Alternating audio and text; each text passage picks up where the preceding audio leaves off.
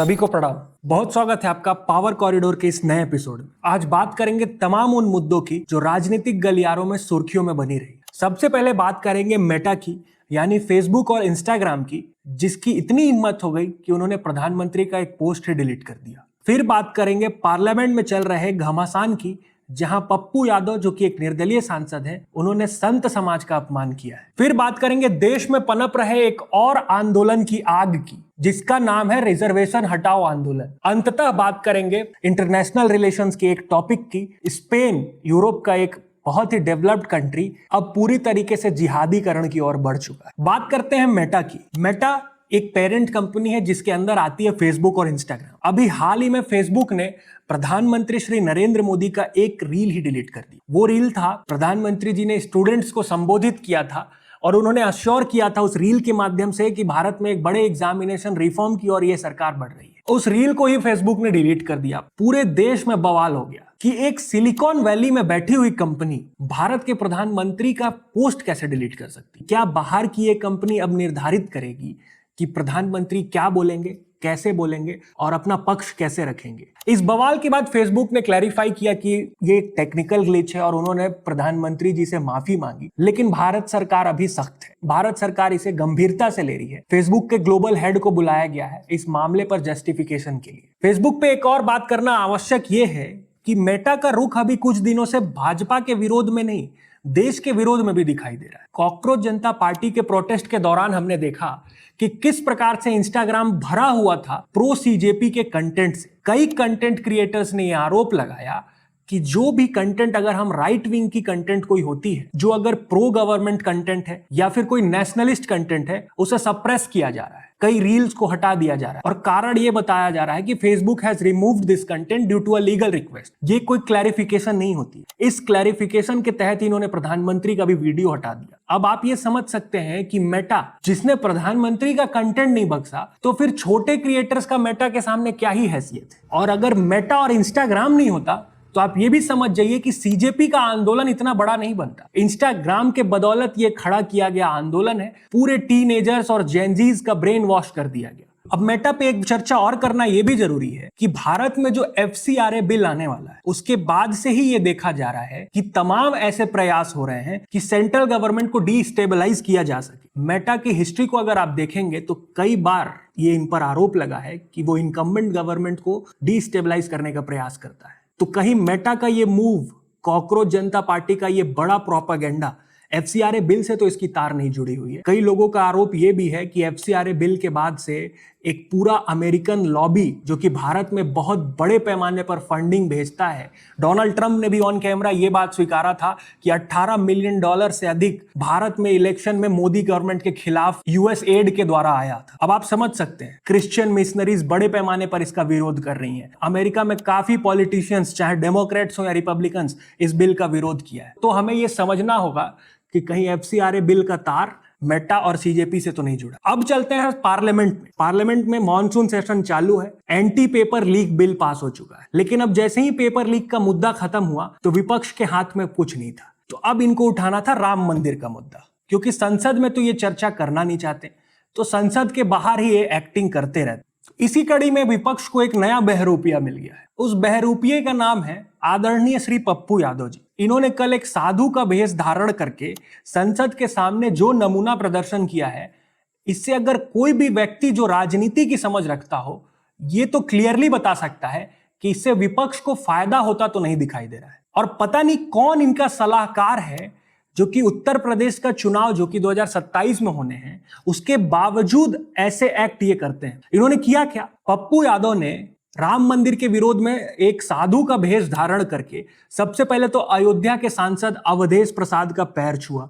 उसमें भी कोई आपत्ति नहीं होनी चाहिए, चलिए कोई बात नहीं, पैर छू लिया। लेकिन जब उन्होंने अवधेश प्रसाद का पैर छुआ, उस वक्त प्रभु श्री राम का फोटो को मोड़कर अवधेश कुमार के पैरों के पास रख दिया। अब क्या कोई भी सनातनी को यह बात पसंद आएगा? आप भारतीय जनता पार्टी का विरोध कीजिए, आप राष्ट्रीय स्वयंसेवक संघ का विरोध कीजिए, आप तमाम साधु और संतों का विरोध मत कीजिए, उनका राजनीतिकरण मत कीजिए। उत्तर प्रदेश के चुनाव में आपके पास इतना गंभीर मुद्दा है जो कि भारतीय जनता पार्टी ने आपको थाल में सजा कर दिया था, राम मंदिर चोरी का मुद्दा, जिससे लोगों में काफी आक्रोश था। वो पूरा गुस्सा आज आपने ठंडा कर दिया। ये जब लोगों ने देखा, लोगों के सेंटिमेंट वापस से जाग गए, उन्हें याद आ गया कि ये वही समाजवादी पार्टी और कांग्रेस है जिन्होंने प्रभु श्री राम के अस्तित्व पर ही सवाल उठा, जिन्होंने कार सेवकों पर गोली चला दी थी। आज पप्पू यादव का वो मूव, जहां पर राहुल गांधी की भी मौजूदगी थी, वो उनकी राजनीतिक परिपक्वता की पहचान दिखाता है कि अभी भी उसमें कितनी कमी है। और पप्पू यादव की बात कर ले तो उनके ऊपर अभी 41 क्रिमिनल केसेस हैं, जिसमें काफी सीरियस ऑफेंसेस मौजूद हैं। मर्डर, एक्सटॉर्शन, करप्शन, किडनैपिंग, सारे मामले मौजूद हैं। तो जब आप खुद ही इतने बड़े आरोपी हैं और इतने बड़े हिस्ट्री शीटर हैं, तो आपको क्या नैतिक आधार है राम मंदिर के चोरी के खिलाफ आवाज उठाने का? और आपको किसने वकील और प्रवक्ता बना दिया हिंदू समाज का? तो ये सनातन का विरोध जो संसद के पटल पर दिखा है,